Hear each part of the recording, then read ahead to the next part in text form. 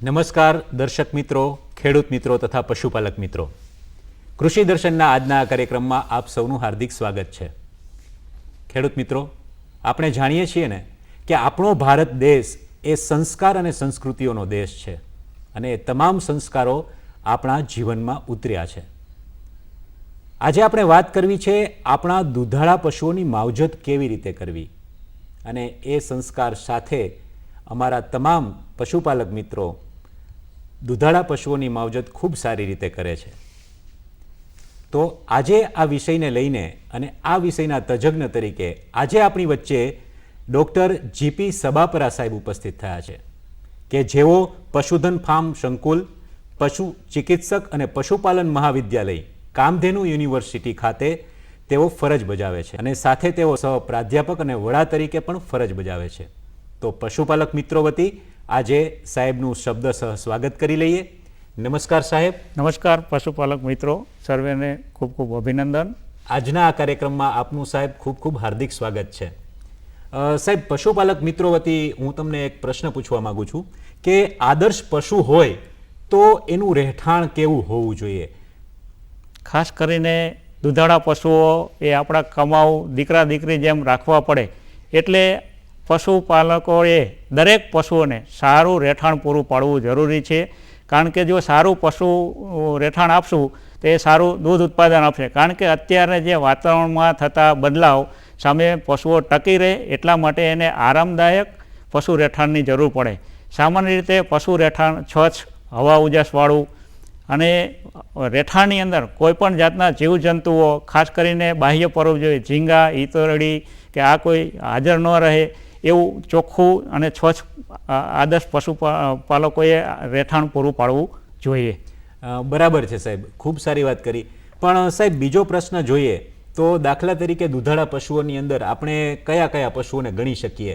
દૂધાળા પશુઓની જે આપણા ભારત દેશની વાત કરી કે ભારત દેશની અંદર સૌથી વિશ્વની અંદર પ્રથમ સ્થાન દૂધ ઉત્પાદનમાં ભારતે મેળવેલો છે. એમાં મોટા ભાગે ગાય અને ભેંસોનો ફાળો વધારે છે, જ્યારે બકરાનો ફાળો બહુ 3% જેટલો છે. એટલે દૂધાળા પશુઓની અંદર આપણે ગાય અને ભેંસ, એમાંય ખાસ કરીને ગુજરાતની અંદર જે ગાયો છે એની તો વિશ્વ લેવલે નામ છે કે આપણી ગીર ગાય જે આપણું વિશ્વની અંદર નામના કમાયેલી છે. એટલે સૌથી સારામાં સારી દૂધ આપતી ગીર ગાય, કાંકરેજ ગાય, આ બંને ગાય દૂધ ઉત્પાદન માટે છે. જ્યારે ભેંસોની અંદર આપણે વાત કરી તો જાફરાબાદી આપણા સૌરાષ્ટ્ર વિસ્તારમાં જોવા મળે, સુરતી, એ જ રીતે મહેસાણી, આ બધી ભેંસો આપણને સારું દૂધ ઉત્પાદન આપે છે. અને પશુપાલક મિત્રો એની સાથે સાથે શંકર ગાયો પણ રાખીને દૂધ ઉત્પાદન મેળવતા હોય છે. હવે આપણે જો દૂધાળા પશુ તરીકે ગાય અને ભેંસની જ વાત કરીએ કે જેમાંથી આપણને વધારેમાં વધારે દૂધ ઉત્પાદન મળે છે, તો એમના જે રહેઠાણમાં એને જે છાપરાઓ એટલે કે એને જે જગ્યા ફાળવવામાં આવે એ કેવી રીતે ફાળવવામાં આવે એ વિશે અમારા પશુપાલક મિત્રોને વાત કરો. ખાસ કરીને દૂધાળા પશુઓ માટે જેમ બને એમ જગ્યા મોકળાશવાળી અને હળીફળી શકે એવી આપણે પૂરી પાડવી જોઈએ. પરંતુ છાપરાની નીચે એક પશુને પહોળાઈવાળી જગ્યા 1.05 થી 1.2 મીટર પહોળાઈ જેટલી જગ્યા આપવી જોઈએ. અને ઊભા રહેવા માટે લગભગ 1.5 થી 1.7 મીટર જેટલી ઊભા રહેવાની જગ્યા. અને તેના પછી જે પાછળ જે મૂત્રનિક એના માટે લગભગ 30 થી 40 સેન્ટીમીટર જગ્યાની જરૂર પડે. અને એના પછી પાછી લગભગ 50 થી 60 સેન્ટીમીટર વધારાની જગ્યા આપવી જોઈએ. એટલે આટલી જો જગ્યા આપણે છાપરા નીચે આપી તો જાનવરને આરામદાયક પરિસ્થિતિનો અહેસાસ થાય છે. અને એ જ રીતે વધારાની જે છાપરા સિવાયની કે ખુલ્લું આપણે રહેઠાણ પૂરું પાડતા હોય, એટલે છાપરા સિવાયની જે હરવા ફરવા માટે વધારાની છે એ 7 થી 8 ચોરસ મીટર જેટલી જગ્યા આપણે આપી તો જાનવરની અંદર સારી રીતે આપણે દૂધ ઉત્પાદન મેળવી શકીએ છીએ. જે અત્યારે આપે જે માપ ધોરણ આપ્યું છે એ માપ ધોરણમાં જે એમને ચારો ખાવાનો હોય એ જગ્યા આની અંદર સમાવેશ થઈ જાય? ના, એના સિવાય આપણે એને ગમાણ આપવી જોઈએ. ખાસ કરીને ગમાણ પાકી બનાવેલી હોવી જોઈએ. અને લગભગ આપણે જે 85 સેન્ટીમીટર જેટલી પહોળાઈની ગમાણ આપી તો મોટું જાણો પુખ્ત છે એ પણ સારી રીતે ખાઈ શકે.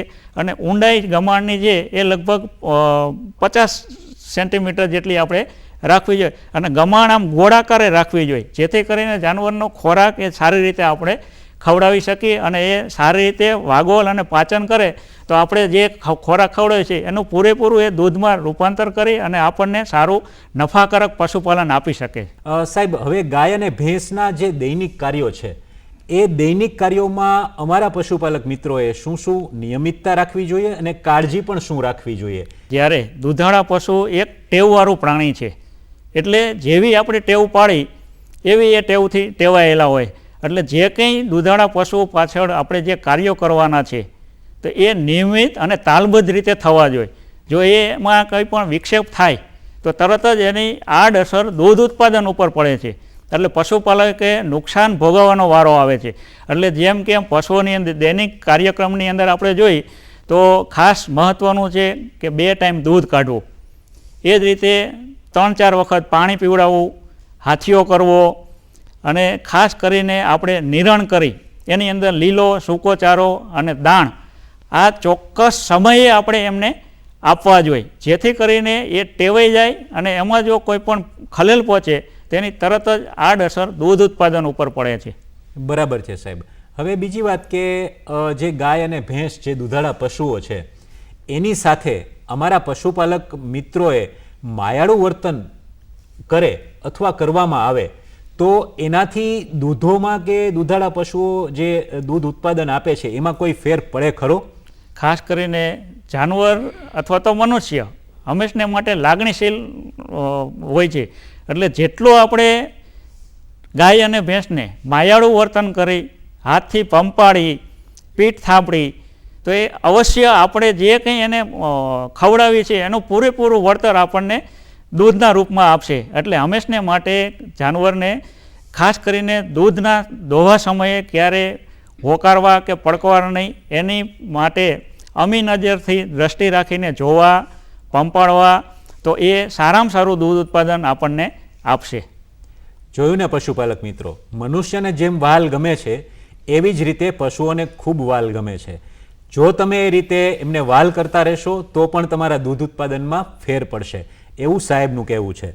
હવે સાહેબ બીજી વાત કરીએ કે જે ગાય અને ભેંસ છે એ બંનેને જ્યારે આપણે ઘાસચારો આપીએ તો એ ઘાસચારો કયો કયો અને કયા સમયે અને ઋતુ પ્રમાણે શું આપવો જોઈએ એ અમારા પશુપાલક મિત્રોને જણાવો. ખાસ કરીને સરસ પ્રશ્ન કર્યો. આપણે કહેવત છે ને કે કૂવાની અંદર હોય તો હવાડામાં આવે. બરાબર. એટલે જે આપણે જાનવરને ખોરાક આપી, એટલે જાનવરનો કુદરતી ખોરાક લીલો અને સૂકો ઘાસચારો છે. એટલે હંમેશને માટે જાનવરને લીલો અને સૂકો ચારો ઘાસચારો પૂરો પાડવો જોઈએ. ખાસ કરીને લીલા અને સૂકા ઘાસચારાની અંદર 2 પ્રકાર છે. એક તો ધાન્ય વર્ગનો ઘાસચારો અને કઠોળ વર્ગનો ઘાસચારો. જાનવરને બંને ચારો 12 માસ લીલા ચારા તરીકે આપણે આપવો જોઈએ. ખાસ કરીને જે આપણે ધાન્ય વર્ગ અને કઠોળ વર્ગનો ચારો આપતા હોય ત્યારે એમાં ઓછામાં ઓછો 3જા ભાગનો તો કઠોળ વર્ગનો ચારો આપવો જ જોઈએ. કારણ કે કઠોળ વર્ગના ચારાની અંદર ખનિજ દ્રવ્યો, વિટામિનો અને બહુ જ પોષક તત્વોથી ભરપૂર છે અને એ સુપાચ્ય છે. એટલે પશુઓને એ બહુ ભાવે છે. એટલે જો પશુઓને આપણે નિયમિતપણે લગભગ આપણે અંદાજ કરી તો ઓછામાં ઓછો લીલો ધાન્ય વર્ગનો ચારો 8 કિલો જેટલો અને કઠોળ વર્ગનો ચારો આપણે 4 કિલો જેટલો આપવો જોઈએ. એ જ રીતે આપણે સૂકો ચારો ખાસ કરીને લગભગ 6 થી 9 કિલો જેટલો આપણે આપી શકીએ. પણ જાનવરની અંદર આ તો એક માપ છે, પણ એને ભરપેટ સૂકો ચારો આપણે આપી તો એ સારી રીતે પાચન કરી શકે અને ખાસ કરીને જાનવર આપણને સારું દૂધ આપી શકે. કારણ કે ગાય અને ભેંસ છે અને વાગોળતા પ્રાણી છે. એ જેટલું વાગોળ સારી રીતે કરશે, સારી રીતે પાચક તત્વો એ પચાવશે અને સારી રીતે શરીરમાં લોહી બનશે અને સારું આપણને ઉત્પાદન આપશે. સાહેબ આગળ વાત કરીએ તો જે સુમિશ્રિત દાણ એટલે શું? ખેડૂત મિત્રો દાણ આપે છે એ જોઈએ એવું પૂરતા પ્રમાણમાં આમ સુમિશ્રિત દાણ નથી.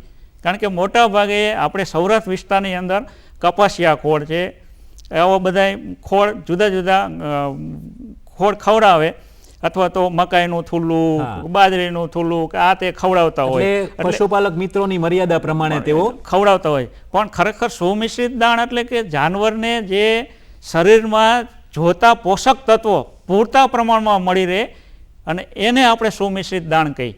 એટલે આવું સુમિશ્રિત દાણ લગભગ આપણે શરીર ટકાવવા માટે 1 થી 1.5 કિલો જરૂર પડે છે. અને એ દાણ આપણે ગણતરી કરી તો આપણે 2 રીતે આપવાનું થાય છે.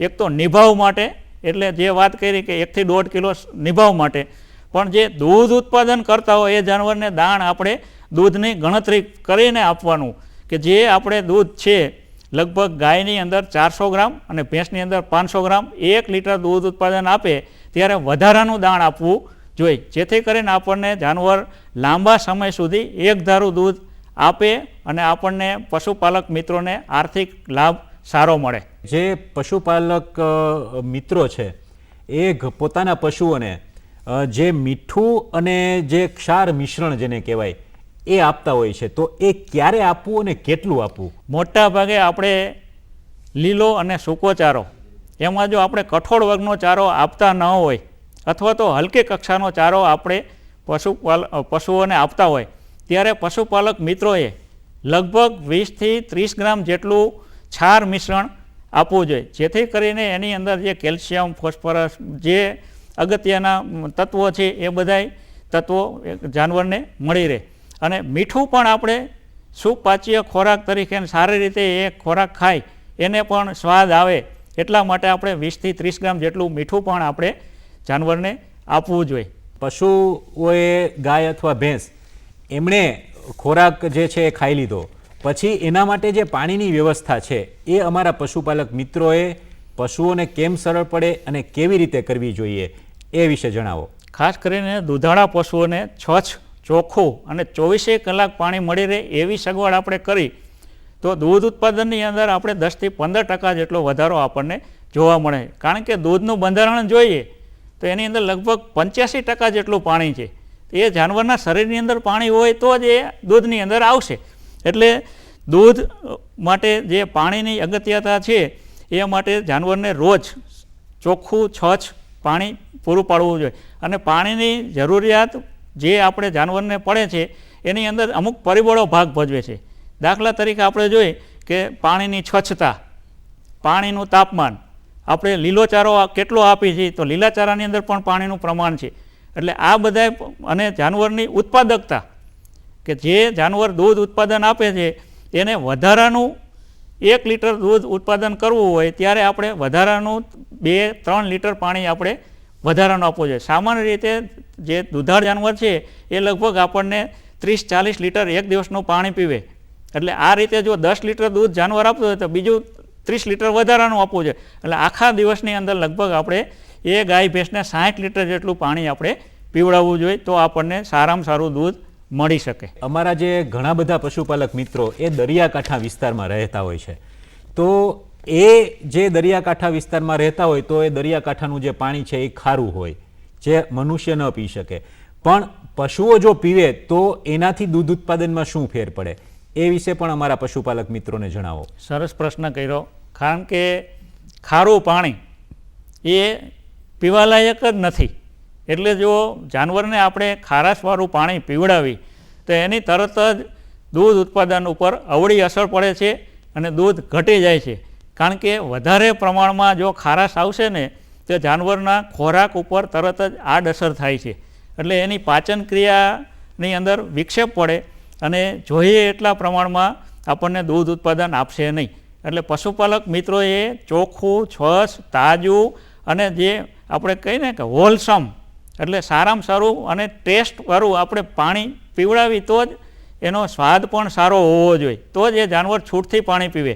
અત્યારે તો પાણી પીવડાવવાની જે સગવડ છે ગમાણની અંદર પણ બાઉલ ફીટ કરેલા હોય અને ચોખ્ખું પાણી આપણે આપતા હોય તો જાનવરને જ્યારે ઈચ્છા પીવે ને ત્યારે પાણી પી શકે અને દૂધ ઉત્પાદન પણ આપણને સારું આપી શકે. જેમ મેં પહેલાં વાત કરી એમ કે ભારત એ સંસ્કાર અને સંસ્કૃતિઓનો દેશ છે, તો મેં ઘણા પણ પશુપાલક મિત્રો એવા જોયા છે કે ગાય અને ભેંસની ઉપર પંખાઓ ફરતા હોય છે. તો આ ટેકનોલોજીનો ઉપયોગ કરવાથી પણ દૂધ ઉત્પાદનમાં જો ફેર પડતો હોય તો કેટલો ફેર પડે અને કેવી રીતે પડે એ પણ અમારા પશુપાલક મિત્રોને જણાવો. ખાસ કરીને આપણો ભારત દેશ રહ્યો ને એમની અંદર અત્યારે તમે જુઓ કે વાતાવરણમાં કેટલો બધો ફેરફાર થાય છે કે જે અત્યારે 45 ડિગ્રી જેટલું તાપમાન થતું જોવા મળે છે. તો ગાય અને ભેંસ જે અને ઉત્પાદક જાનવરો છે એને પણ વાતાવરણની આડઅસરો જોવા મળે છે. એટલે જે આપણું રહેઠાણની આગળ વાત કરી કે આરામદાયક સ્વચ્છ રહેઠાણ હવા ઉજાસવાળું હોવું જોઈએ. તો જો આપણે પંખાની સગવડ કરી તો અંદરનું વાતાવરણ આપણે 5 ડિગ્રી જેટલું નીચું રાખી શકીએ, એટલે જાનવરને અનુકૂળ વાતાવરણ મળશે. અને અનુકૂળ વાતાવરણ મળવાથી જાનવર સારી રીતે ખોરાક ખાઈ શકે. જો ઊંચું તાપમાન હોય તો જાનવર ખોરાક ઓછો લે એટલે એની સીધી જ આડઅસર દૂધ ઉત્પાદન ઉપર પડે. એટલે લગભગ આપણને ઘણી વખત તો રહ્યા ને સવારે જે દૂધ કાઢ્યું હોય ને તો આખો દિવસ ગરમીને લીધે સાંજે અડધું દૂધ થઈ જાય. એટલે પશુપાલકોને ખૂબ આર્થિક નુકસાન ભોગવવાનો વારો આવે. એટલે નાનો સરખો એક જો આપણે રહેઠાણમાં પંખો ફિટ કરી હવા ઉજાસ આપી વાતાવરણ ઠંડુ રાખી તો દૂધ ઉત્પાદન આપણે સારવી રાખી અને આર્થિક રીતે આપણે સારો નફો મેળવી શકીએ. સાહેબ, હવે જે પશુપાલક મિત્રોને જે ગાય અને ભેંસને જ્યારે દોહન પ્રક્રિયા એટલે કે જ્યારે દોવાની વાત આવે અને દૂધ બહાર નીકાળવાની વાત આવે તો એ દૂધ નીકાળવામાં પશુપાલક મિત્રોએ શું કાળજી લેવી જોઈએ? કારણ કે જાનવર આપણે રાખી ત્યારે દૂધ ઉત્પાદન માટે રાખતા હોય એટલે દૂધ દોહન એ એક કળા છે અને એને હસ્તગત કરવા માટે જ્ઞાન કરતાં આવડત અગત્યનું છે. વાહ સાહેબ. કારણ કે જ્ઞાન તો ઠીક પણ આવડત હોય ને તો જ એ દૂધ કાઢી શકે. દૂધ કાઢવી એ ખૂબ જ કળા અને ચીવટભર્યું કામ છે. એટલે જાનવરની અંદર દૂધ કાઢવા માટે ખાસ આપણે જે શરૂઆત કરતા હોય કે પાનો મૂકશે અને વાછડું ધવરાવી પછી એ પાનો મૂકવાની પ્રક્રિયા ચાલુ થાય એટલે વાછડાને આપણે છોડી લઈ એક બાજુ બાંધી દઈ પછી જાનવરના આવ અને આંચળ એ ક્લોરીન અથવા તો પોટેશિયમ પરમેંગના દ્રાવણથી આપણે સાફ કરવા જોઈએ. તો આપણને શું થાય કે આવ અને આંચળને કોઈપણ જાતનું નુકસાન થાય નહીં, ચેપ લાગે નહીં. અને એ સાફ કર્યા પછી એક નેપકિન ચોખ્ખો હોય એનાથી કોરા કરી નાખવાના અને કોરા હાથે અને કોરા આંચળે આવ અને આંચળ કોરું કરી નાખવાનું. એ જ રીતે દૂધ દોહનાર વ્યક્તિના પણ હાથ કોરા હોવા જોઈએ. તો જ આપણને કોરા હાથે અને કોરા આંચળે દૂધ કાઢશું તો એ જાનવરનું આવ અને આંચળ લાંબા સમય સુધી આપણે કાર્યક્ષમ રાખી શકશું અને ચોખ્ખું સ્વચ્છ દૂધ ઉત્પાદન મેળવી શકશું. એ જ રીતે આપણે દૂધ કાઢી લીધા પછી ખાસ કરીને અત્યારે બજારની અંદર ટીપ ડીપનું એક ડબલું મળે છે. તો એ પશુપાલકો મિત્રએ નાની એવી મૂલ્યની કિંમત છે મામૂલી તે વસાવવું જોઈએ અને દૂધ કાઢી લીધા પછી એની અંદર કોલોડિયનનું સોલ્યુશન આવે એ સોલ્યુશનમાં ચારેય આંચળ ડૂબાડવા જોઈએ જેથી કરીને આપણે જે 5-7 મિનિટ દૂધ કાઢ્યું એનું જે કાણું ખોયલું આંચળનું એ કાણું જલ્દી બંધ થઈ જાય અને એ કાણું બંધ થઈ જાય તો એની અંદર કોઈપણ જાતનો ચેપ લાગતો નથી. અને એ જ રીતે દૂધ કાઢી લીધા પછી આ ક્રિયા થયા પછી જાનવરને આપણે લીલો ચારો આપી કે એની સ્મેલ સુગંધના હિસાબે એ જાનવર ભલે ખાય નહીં પણ એ થોડુંક સૂંઘશે એટલે લગભગ 10-15 મિનિટ એ ઊભું રહેશે, નીચે બેસશે નહીં. એટલે આંચળ આપણે જે ચોખ્ખા સ્વચ્છ કર્યા ટીટ ડીપમાં બોયરા તો એનું સચોટ આપણને પરિણામ મળશે જેથી કરીને એ આંચળ અને કોઈપણ જાતનો ચેપ લાગુ પડશે નહીં. તો પશુપાલક મિત્રોએ દૂધ કાઢવાની અંદર આ ટીટ ડીપનો ઉપયોગ કરવો ખૂબ જ અગત્યનું છે. નામ પણ કેવું સરસ છે, ટીપ અને ડીપ. એટલે કે એ જે નામ છે એ પ્રમાણે જો પશુપાલક મિત્રો આપણે એનો ઉપયોગ કરીશું તો આપણા જ પશુઓનું દૂધ ઉત્પાદન આવી સામાન્ય વાતથી પણ વધી શકે છે. સાહેબ, હવે બીજી વાત કરીએ કે જ્યારે આપણે પશુઓ જ્યારે પ્રજનન અને સંવર્ધન જ્યારે કરવાનું આવે ત્યારે અમારા પશુપાલક મિત્રોએ શું કાળજી લેવી જોઈએ? આપણા જે ગાય અને ભેંસ છે એને આપણે દેશી કહીએ તો એ દેશી ગાય અને ભેંસની જે વાછડીને પાડી છે એ લગભગ 2-2.5 વર્ષે પુખ્ત બને છે એટલે ફેરવવા લાયક બને છે. એ જ રીતે જે શંકર ગાયો છે તો એ લગભગ આપણે 16થી 20 મહિનાની આજુબાજુ ફેરવવા લાયક બને છે. એ જ રીતે પરદેશી ઓલાદની વાછડી છે એ લગભગ આપણને 12 મહિનાની આજુબાજુ ફેરવવા લાયક એ બને છે.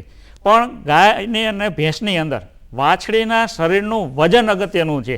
ઉંમર કરતાં જો શરીરનું વજન યોગ્ય પ્રમાણમાં થશે, જે આપણે દેશી ગાય ભેંસની વાત કરી તેનું વજન લગભગ 280થી 300 કિલોની વાછડી પાડીનું વજન થાય ત્યારે એ ગરમીમાં આવવાનું ચાલુ કરે. એટલે પશુપાલક મિત્રોએ ખાસ ધ્યાન રાખવાનું કે આપણી વાછડી કે પાડી પુખ્ત થઈ તો સવાર સાંજ 2 ટાઈમ આપણે એનું ચીવટથી ઝીણવટ ભરી તપાસ કરવાની કે આપણી ગાય વાછડી કે પાડી ગરમીમાં આવી છે કે નહીં. તો એ ચોક્કસ આપણને નિશાન આપણને બતાવે કે ગરમીમાં આવી તો આપણે બંધાવવા માટેની સગવડ કરવી જોઈએ. અને ખાસ કરીને જે આપણે બંધાવવા માટેના પશુપાલક મિત્રોએ એના વેતરના ચિહ્નો ખાસ જાણવા જોઈએ. ખાસ કરીને ગાય અને ભેંસ ગરમીમાં આવે ત્યારે એ આરડે અથવા તો ભાંભરે, એ તૂટક પેશાબ કરે અને ખાસ કરીને એનો યોનિનો ભાગ છે એ સહેજ સૂજેલો અને લાલાશ પડતો આપણને જોવા મળે. અને જે એને ગર્ભાશય છે યોનિમાંથી એકદમ સફેદ ચીકણું પારદર્શક પ્રવાહી નીકળતું હોય એને આપણે ગામડાની ભાષામાં લાડી કહી. એટલે લાડી કરતી હોય ત્યારે આપણને ખ્યાલ આવે કે આપણું જાનવર બરાબર ગરમીમાં આવેલું છે. લગભગ આપણી ગાય અને ભેંસ એ લગભગ 18થી 24 કલાક સુધી ગરમીમાં રહેતી હોય. એટલે ગરમીમાં આવ્યા પછી લગભગ 8થી 10 કલાક પછી આપણે બંધાવવાની. અને બંધાવીને ત્યારે હંમેશને માટે કૃત્રિમ બીજદાન અથવા તો સારા વંશાવળીવાળા સાનપાડા દ્વારા બંધાવવાની, જેથી કરીને નવી જે વાછડી કે પાડી પેદા થાય તો એની માતા કરતાં એ આપણને સવાયું દૂધ આપે એવી પેદા કરવાની. એટલે હંમેશને માટે આપણે સારી રીતે કૃત્રિમ બીજદાનથી જ બંધાવવાનો આગ્રહ રાખવો જોઈએ. સામાન્ય રીતે ગાય અને ભેંસનું ઋતુચક્ર 21 દિવસનું છે. જો આપણે બંધાવ્યું હોય જાનવર તો એ ગરમીમાં આવતું બંધ થઈ જાય એટલે આપણને ખ્યાલ આવે કે હવે આપણી ગાય અને ભેંસ બંધાઈ ગઈ છે. તો સામાન્ય રીતે આપણે લગભગ 2.5-3 મહિના થાય બંધાવ્યાના ત્યારે પશુ ચિકિત્સકને બોલાવી ગર્ભનિદાન કરી અને ચોક્કસ ખાતરી કરવાની કે આપણી ગાય અને ભેંસ ગર્ભધારણ રહેલો છે. એટલે જો આપણે એક વેતર ચૂકી જઈએ ને તો પણ આપણને કેટલું બધું નુકસાન થાય. અને ગુજરાતીમાં આપણે કહેવત છે કે ગાય અને ભેંસની અંદર એક પણ વેતર ચૂકવવું જોઈએ નહીં. ખેતરનો ખૂણો ખાલી રહેતો ચાલે પણ ગાયનું તો વેતર ચૂકવવું જોઈએ નહીં. તો જ પશુપાલક મિત્રોને આર્થિક લાભ આપણે મેળવી શકીએ. સાહેબે કેટલી સુંદર વાત કરી, જે વાતો નાની હતી પણ ખૂબ મહત્ત્વની હતી. તો સાહેબ, આજના આ કાર્યક્રમમાં આપે હાજરી આપી એ બદલ હું આપનો ખૂબ ખૂબ આભાર માનું છું. ખેડૂત મિત્રો, ફરીવાર આ જ કૃષિ દર્શન કાર્યક્રમમાં અમે આવતા રહીશું અને અલગ અલગ વિષય સાથે આપણને માર્ગદર્શન આપતા રહીશું. નમસ્કાર પશુપાલક મિત્રો.